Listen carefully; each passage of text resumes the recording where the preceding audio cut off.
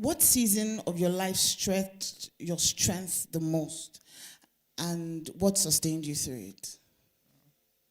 Thank you very much. I think it was when I was raising my children, and at the same time, uh, I was a pastor's wife, supporting my husband's ministry, and I had a very, very intense career.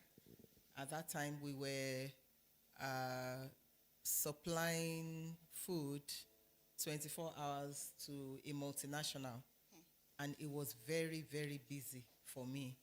It got to a stage I was like, I couldn't even find myself, because as you are finishing one, you are getting into another one, and everything was coming at me all at the same time. With 4 children at that time, 4 young children, my two older ones were in their, can I say, preteen stage, or they were about getting, yeah, preteen, and the younger ones were very little, and it was really chaotic for me. I wouldn't even lie. I remember there was a day my children were to go to school. My husband was not around then, and the only vehicle available was the big truck. So I just put those 2 little ones. They were going to lie for them. I said, you know what, driver, eba mi jawo.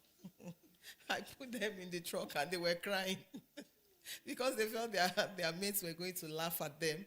And a friend of mine met them at the junction and said she actually took them in her car to drop them. I said, but Ade, what exactly are you trying to do? I said, they have to go to school. They can't go on bike. This is what is available. So you can imagine at that time. And the major thing that sustained me, I believe, was one, a devotional lifestyle. God. Because one day I was praying, and of course the second thing was my husband. He was very supportive. One day I was praying, and usually in my time of prayer, you kind of reflect. And I just saw everything play out before me, that if you continue this way, you may lose friendship with these children. Because by that time, I became cranky. If the children came to me, their mommy, before you even say the mommy, I'm almost shouting. Because it's like, what? Can't you say I'm doing something? Can't you? And that's why we all have to tell ourselves the truth.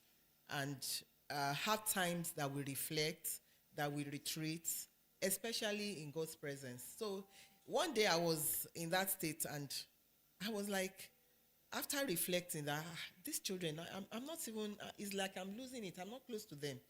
I mean, I'm in a world of my own, and I'm just trying to achieve and accomplish so much. So I shared with my husband, I said, these children will soon get to the university, and once they are in the university, that will be the end. They've gone. He said, no, they will be around. Then I sat and I prayed about it, and I had to give up that contract. It was a big one. I was earning so much.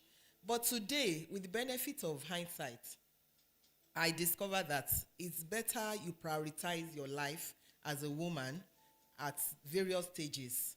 Like I said, the life of a man does not consist in the abundance of things he has. It's not just about money.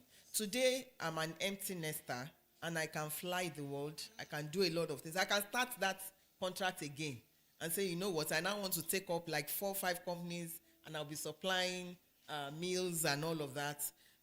But my children would not wait at that time. If I'd lost touch with them, we won't be friends. I'm very, very close to my children, and I appreciate that kind of relationship. It wouldn't have happened if I'd let go at that time. So I tell women that we juggle different balls in life.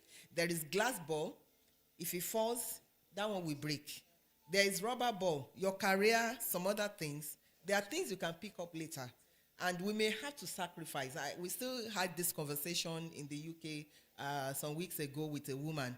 There are just stages in your life that you may have to compromise and sacrifice some things for the other, so that you will not lose out later on issues that are very crucial and vital. So that was a stage in my life that I was stressed. Can Thank I you.